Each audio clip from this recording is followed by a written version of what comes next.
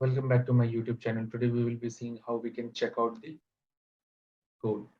So if you see in my git bash, I am under git tutorial. If I do ls, I don't have any file or folder under this. Even you can see in Visual Studio Code, which I have opened, here we don't have any file or folder. Okay, so let me quickly add one HTML file here, sample.html, and let's say this is my HTML content here. Okay, so now if I do ls here, okay, I will see one file sample.html, and if suppose I do git status now, okay, so it is going to tell me that there is one untracked file, that is sample.html. Okay, and it is saying git add to include in what will be committed.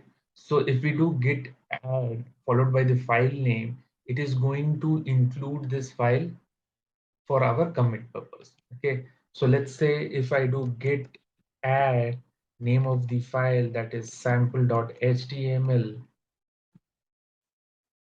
hit enter.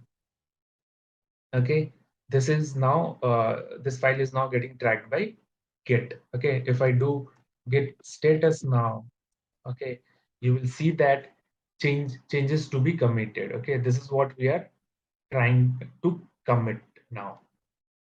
Okay, but suppose if I now make some change here, let's say under h2 tag, what can JavaScript do?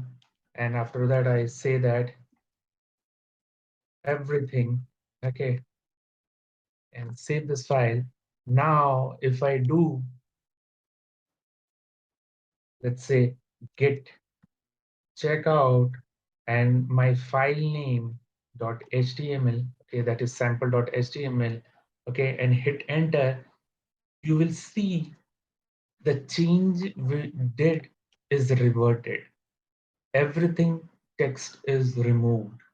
Okay, that's the beauty of our Git, right? It is going to track all the changes. Okay, and since I added my original file sample.html, okay, and I made some change. Now, if I'm doing checkout, I'm trying to get the file which I kept in Git. Okay, so it is going to reset whatever changes you have here. Okay, suppose I did accidentally made some changes, so this is how I can check out the file which is with my Git.